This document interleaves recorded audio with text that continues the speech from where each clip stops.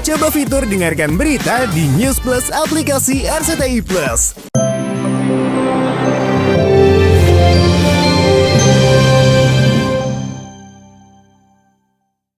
Marilah kita mengabdi pada rakyat kita. Berbuat yang terbaik untuk rakyat kita.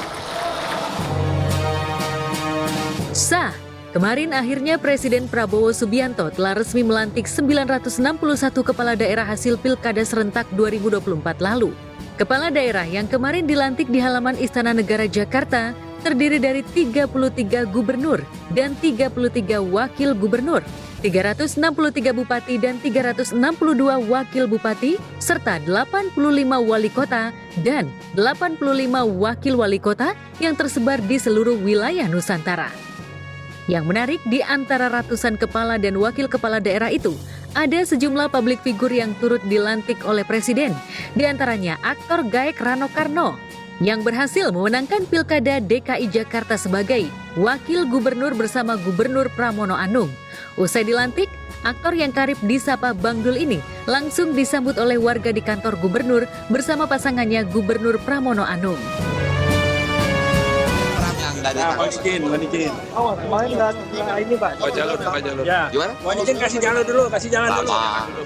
Langsung ke Balai Kota dengan rasa bahagia dari seluruh warga Jakarta.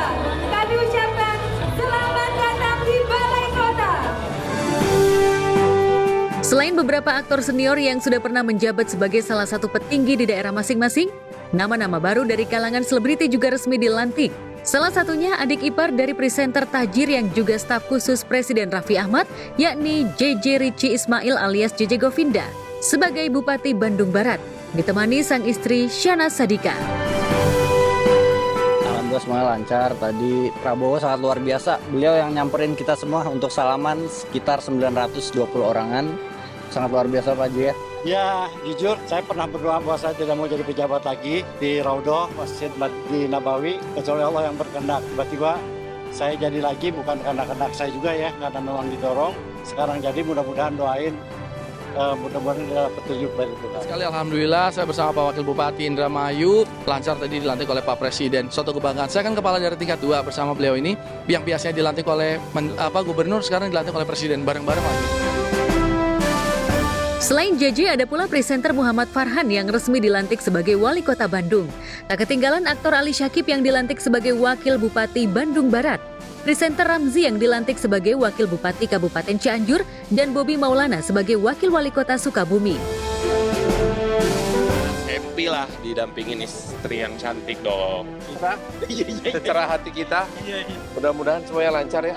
Ada dua hal. Satu, masih suka nggak habis pikir. Tapi memang sudah takdirnya Allah memberikan ini semua, kayak gitu ya.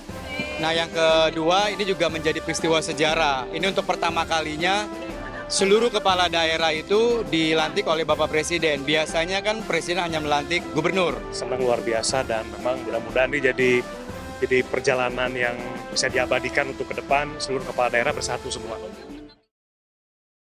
Meski kerap dicibir sebagai aktor politik yang hanya mengandalkan popularitas, nyatanya sejumlah selebriti yang sukses jadi kepala atau wakil kepala daerah ini tak ingin dinilai remeh oleh warga yang memilihnya. Lantas apa saja yang akan mereka lakukan agar bisa membuktikan kinerjanya di mata rakyat? Jadi ini juga bisa merubah stigma dari masyarakat. Public figure cuman karena kepopuleran? Enggak. Kita merasakannya berdarah-darah pada saat kampanye. Pejabat itu harus melayani rakyat. Pejabat yang nggak mau melayani rakyat adalah penjahat. Kita benahi dulu birokrasinya. Karena bagaimana mungkin kita bisa menyalurkan sesuatu yang dari atas ke bawah kalau pipanya nggak benar. Jadi pipanya dibenerin dulu tuh. Taruh orang di tempat yang tepat. Saat sejumlah selebriti sukses memuncaki jabatan penting baik di tingkat kabupaten, kota, atau gubernur, dan masing-masing berjanji akan memberi angin segar harapan bagi rakyat yang dipimpinnya, di jagat maya justru mencuat luapan penuh kecewa atas situasi ekonomi dalam negeri, terutama ratusan bahkan ribuan anak-anak muda yang kesulitan mendapatkan pekerjaan di negerinya sendiri, hingga muncul hashtag kabur aja dulu ke luar negeri. Sayangnya hashtag ini ditanggapi sinis oleh para petinggi di negeri ini. Pernyataan-pernyataan bernada sinis itu pun sontak mendapat balasan tanggapan dari warganet, bahkan dari mereka yang sudah lama berjuang sebagai pahlawan devisa di luar negeri. Termasuk selebgram Bunda Korla pun ikut bersuara.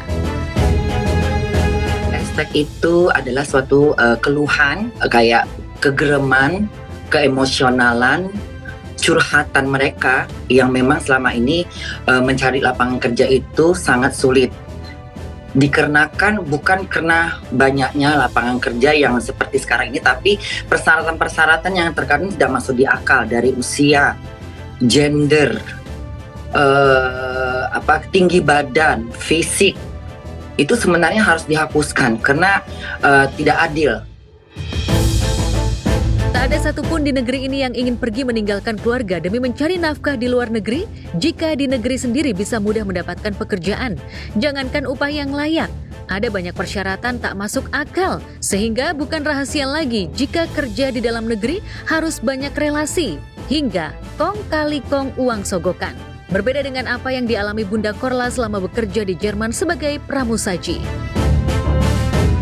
Percuma pemerintah menciptakan lapangan kerja, membangun ini, membangun itu, infrastrukturnya, invest segala macam lah, nggak jelas. Tapi ketika mereka melamar, terbentuk sama usia lah, sama umur lah. Di negeri seberang, baik di Eropa seperti di Jerman, Amerika Serikat, Australia, atau di Asia seperti Jepang, seluruh pekerja migran mendapatkan hak dan perlakuan yang sama. Baik pekerja kasar maupun kantoran, mereka sama-sama bisa mengumpulkan pundi-pundi uang, hingga bisa hidup layak bahkan mampu menopang ekonomi keluarga di kampung halaman. Kalau menurut Awah, apa sih bedanya tinggal di Amerika sama tinggal di Indonesia? Lebih mudah apa tuh, Wah? Kerja terutama. Gue lulusan paket C. Alhamdulillah HRD di perusahaan bagus. Awal lulusan? SD. Gajinya berapa, Wah? Hampir 50 juta bulan. Tuh.